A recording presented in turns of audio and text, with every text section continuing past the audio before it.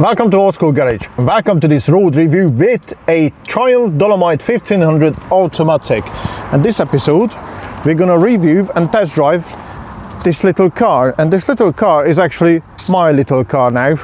So let's look around this little 80s beast. Well, it's a 70s gem really. So I picked up this British beauty a few days ago. I don't know what you reckon, guys. It's a lovely little British history, and we're gonna take it for a drive in a minute. Just go a quick spin. I'm using it for a couple of weeks now. Well, week and a half or something like that. It's an automatic. It's really rare. It's British Racing green. It's rare because from this model with this spec, at the moment, it's only 5 left on the UK roads, which is, I think, is pretty rare. So there was huge numbers back in the day, but looks like it's only a few made it. Let's jump in, go for a quick drive, then I'm gonna show you around the car and the engine bay and everything. Well, let's go for a quick spin with the dolly. This 3-speed auto, it feels a little slow, to be honest with you. But it's only on acceleration really, so in any normal cases it feels fine. You know, once you're cruising, it's absolutely lovely.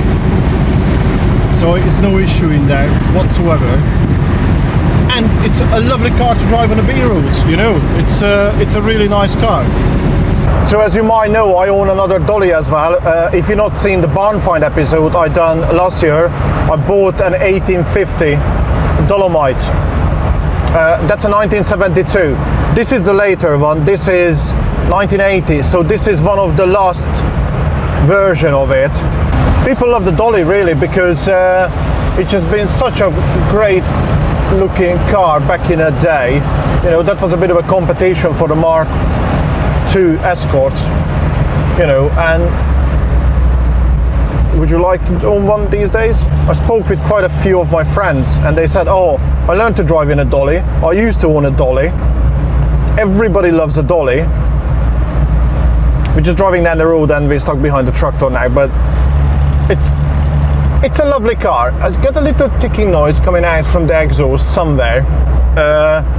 And if you've seen the other video, I just serviced this car, you know, fresh oil filter, throttle cable, report you back. The throttle cable is absolutely gem now.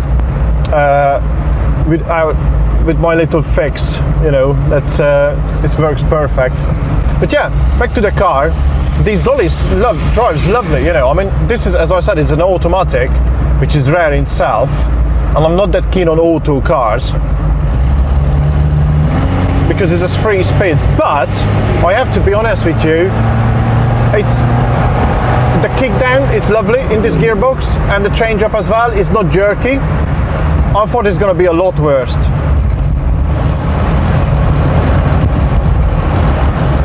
But it's actually not. It's turned out to be quite a nice thing.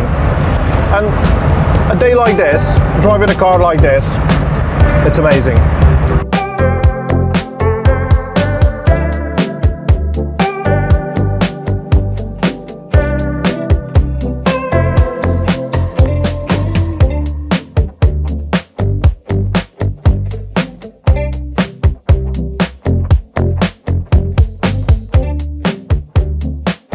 I drove an MG Midget not long ago, if you remember that. I done a review on that, and with this 1500 engine with the manual box in that light car, that was actually flying, that little thing.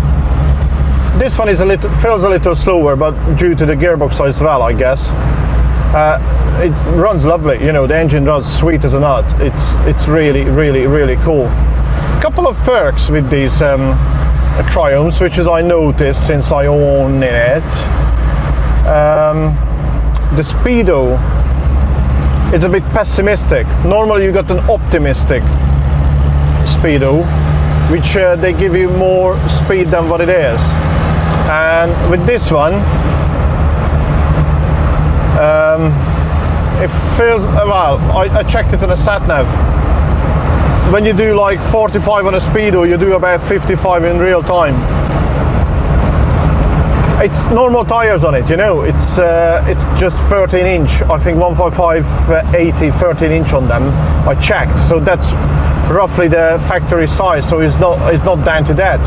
It's maybe somewhere along the line when somebody fixed it or bodged it, or maybe get a different gearbox driving it, not had the right one, or just come out the factory like this.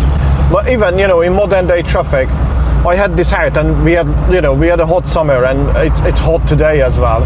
This is actually the bank holiday weekend. I don't know when you're gonna watching this, but this is the last bank holiday weekend in the UK. So I'm just filming it today, and hopefully it's gonna be released in a week time, this film. So it's very, very hot, as you probably gonna remember this day, because we're gonna have a big washout after this. But the car stays cool, it stays lovely. So it's quite an enjoyable drive. It's not as outdated as you might think.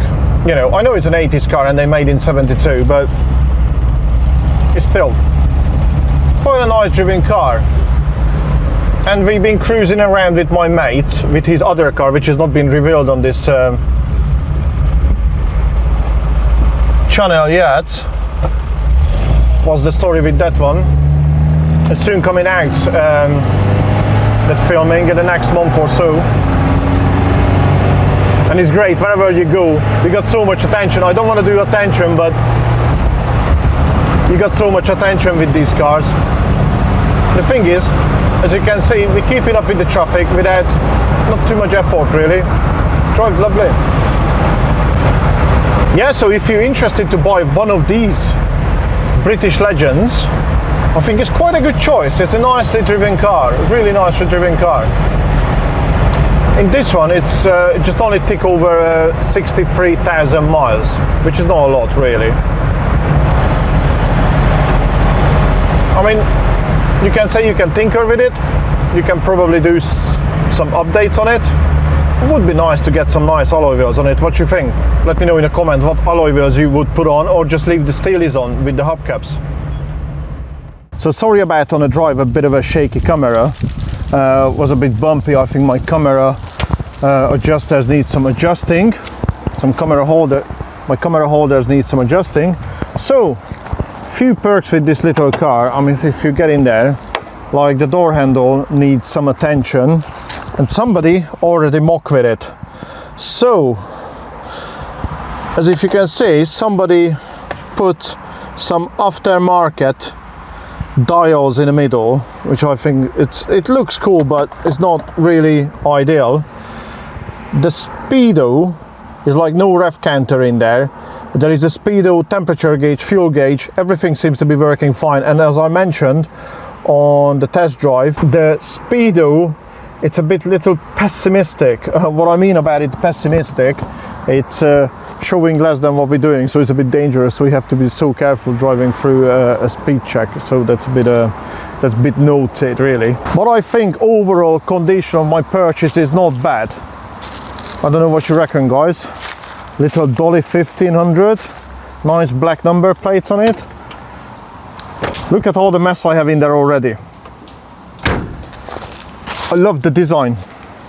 These Dolomites, it's same as on, I got two other Triumphs. I love this roof is overhanging the back windows. It's lovely. And if you can see, my hands are really dirty because I'm currently working on a project which is going to be revealed in the next couple of months. Let's look around the engine bay.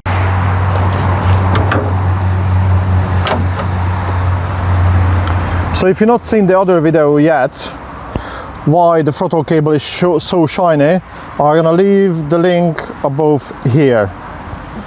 So, twin carb, easy setup. This is a rear wheel drive. I mean, if you see under the engine bay, it's quite clean. There's no rust in here, no rust in the other side.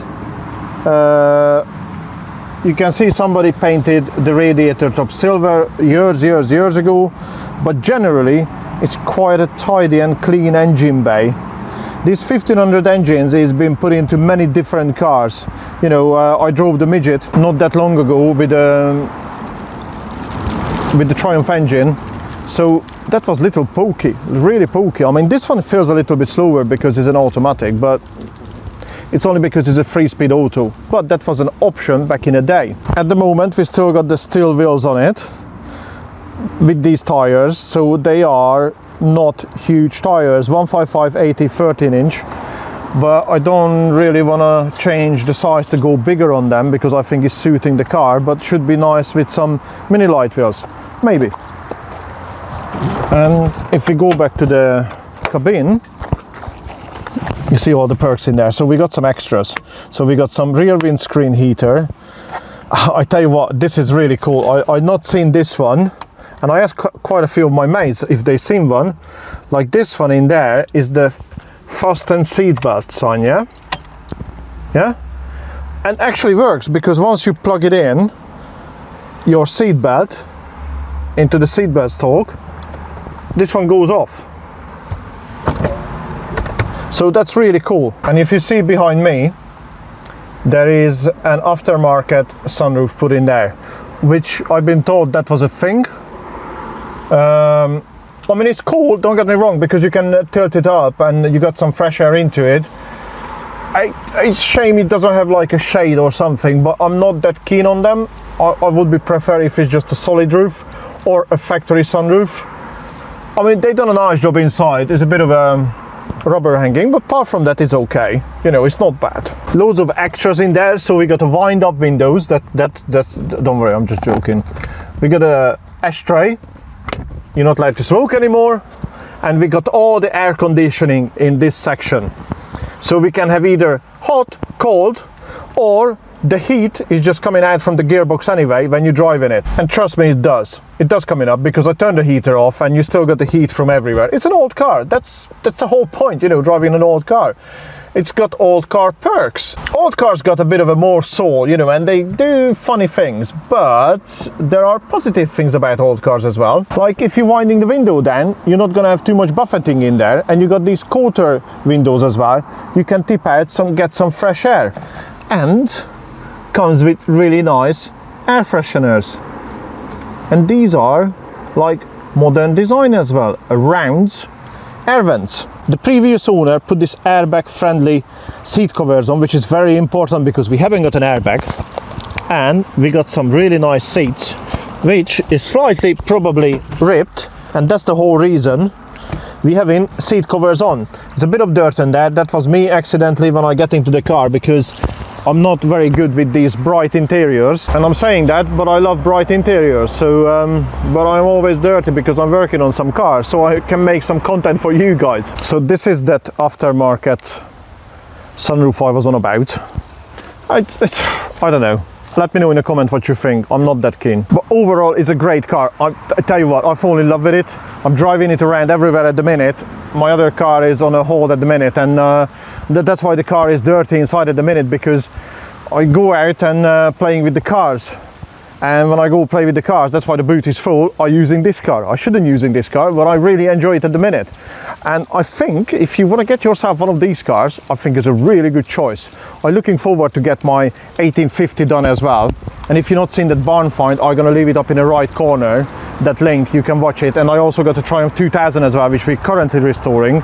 A lot of work went into that one, so hopefully by this winter both cars gonna be revealed. Well, hopefully the 2000 is, and the Dolomite some point in the next spring hopefully is going to be done. But back to this car, square headlights, love it. On my other one I got the twin headlights. I prefer the twin headlights myself. I don't know about you, let me know in a comment. I think it's reminiscence of the Vauxhall Viva for me.